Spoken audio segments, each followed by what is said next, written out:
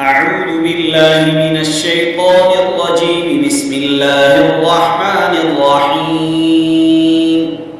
ياسين والقرآن الحكيم إنك لمن المرسلين على صراط مستقيم تنزيل العزيز الرحيم لتنذر قوما ما أنذر آباؤهم فهم غافلون. لقد حق القول على أكثرهم فهم لا يؤمنون. إنا جعلنا في أعناقهم أغلالا فهي إلى الأذقان فهم مقمحون. وجعلنا من بين أيديهم سدا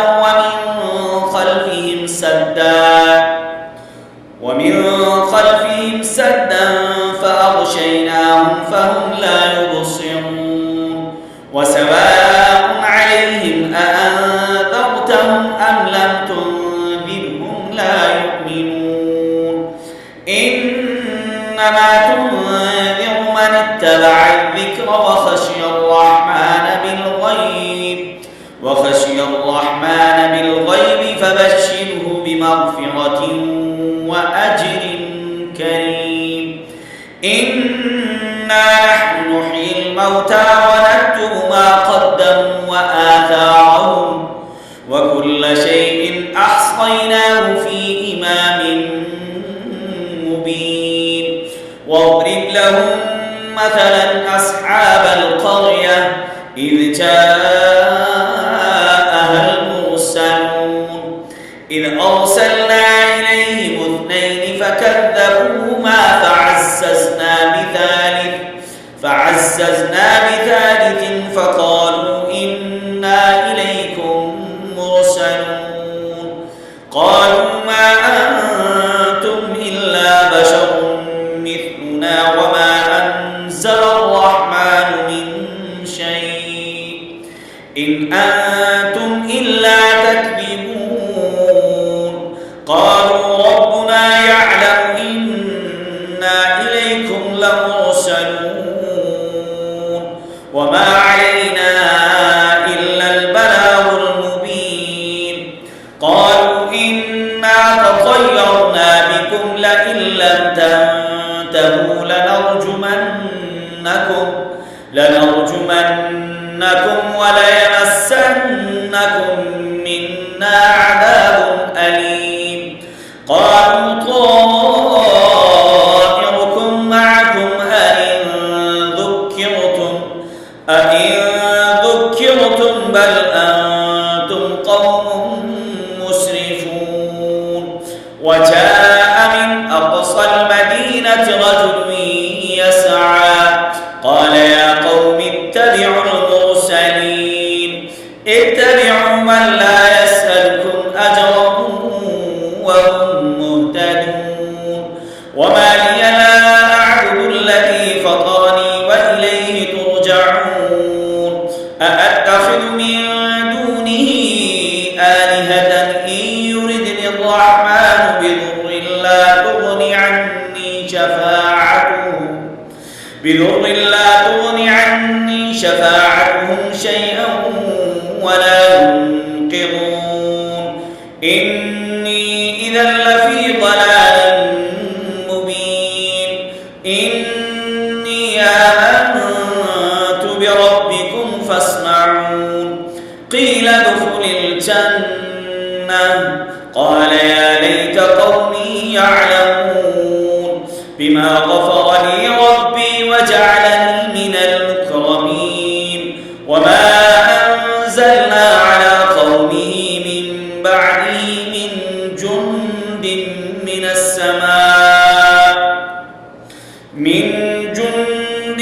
السماء وما كنا منزلين.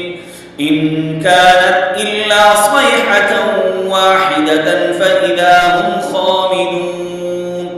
يا حسرة على العباد ما يأتيهم من رسول إلا كانوا به يستهزئون. ألم يروا كم أهلكنا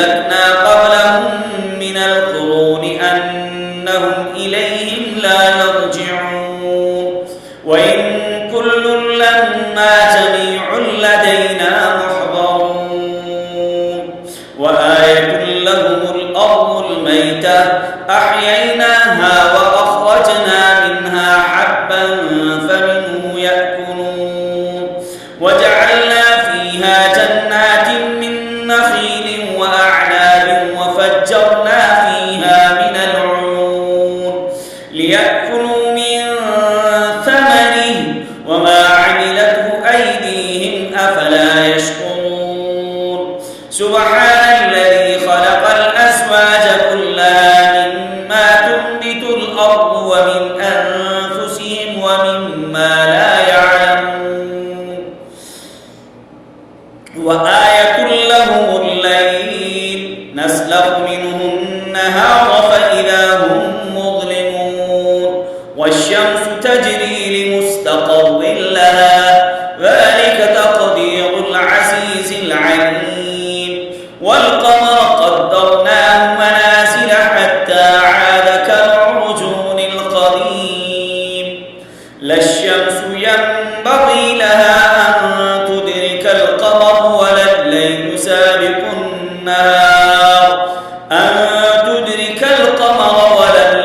سابق النهار وكل في فلك يسبحون وآية لهم أنا حملنا ذريتهم في الفلك المشحون وخلقنا لهم من مثله ما يركبون وإن نشأ نغرقهم فلا صريخ لهم ولا هم ينقذون إلا رحمة منا ومتاعا إلى حين وإذا قيل لهم اتقوا ما بين أيديكم وما خلفكم لعلكم ترحمون وما تأتيهم من آية من آيات ربهم إلا كانوا عنها معرضين وإذا قيل لهم أنفقوا مما رزقكم الله قال الذين كفروا للذين آمنوا أنطعم من لو يشاء الله أطعمه إن أنتم إلا في ضلال مبين ويقولون متى هذا الوعد إن كنتم صادقين ما ينظرون إلا صيحة واحدة تأخذهم وهم يخصمون فلا يستطيعون توصية ولا إلى أهلهم يرجعون ونفخ في الصور فإذا هم من الأجداث إلى ربهم ينسلون قالوا يا ويلنا من بعثنا من مرقدنا هذا ما وعد الرحمن وصدق المرسلون إن كانت إلا صيحة واحدة فإذا هم جميع لدينا محضرون فاليوم لا تظلم نفس شيئا ولا تجزون إلا ما كنتم تعملون إن أصحاب الجنة اليوم في شغل فاكهون هم وأزواجهم في ظلال على الأرائك متكئون لهم فيها فاكهة ولهم ما يدعون سلام قولا من رب رحيم وامتازوا اليوم أيها المجرمون ألم أعهد إليكم يا بني آدم ألا تعبدوا الشيطان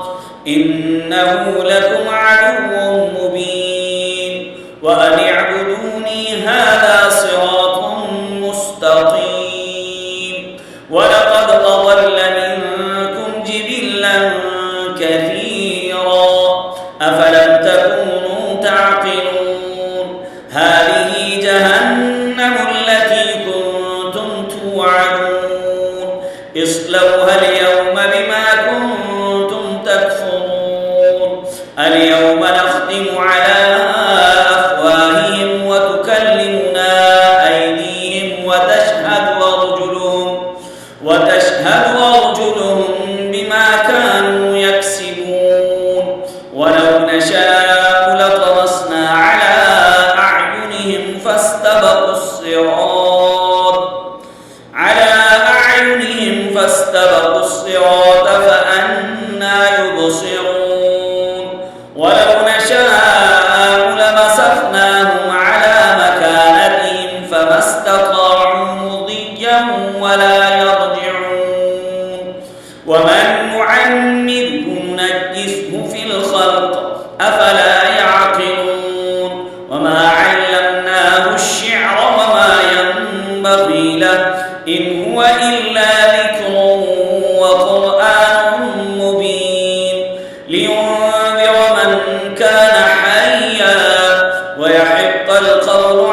الكافرين أولم يروا أنا خلقنا لهم مما عملت أيدينا أنعاما فهم لها مالكون وذللناها لهم فمنها ركوبهم ومنها يأكلون ولهم فيها منافع ومشارب أفلا يشكرون واتخذوا من دون الله آلهة لعلهم ينصرون لا يستطيعون نصرهم وهم لهم جند محضرون فلا يحزنك قولهم إنا نعلم ما يسرون وما يعلنون أولم يرى الإنسان أنا خلقناه من نطفة فإذا هو خصيم مبين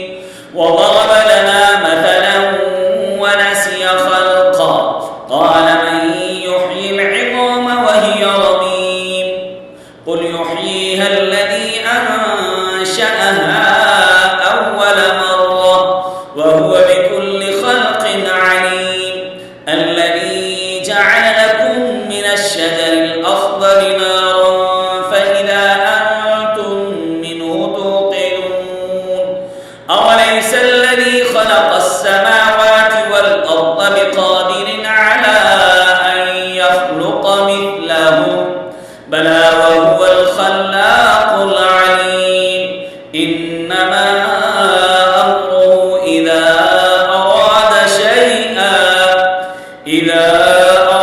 شيئا أن يقول له كن فيكون فسبحان الذي بيده ملكوت كل شيء وإليه ترجعون سورہ یاسین گھر میں سننا پڑھنا اس کے فضائل بے انتہا ہیں، اس کے فضائل بے مثال ہیں، اس کے فضائل لا تعداد ہیں، اس لیے سورہ یاسین پڑھیے اور سنیے۔ السلام علیکم۔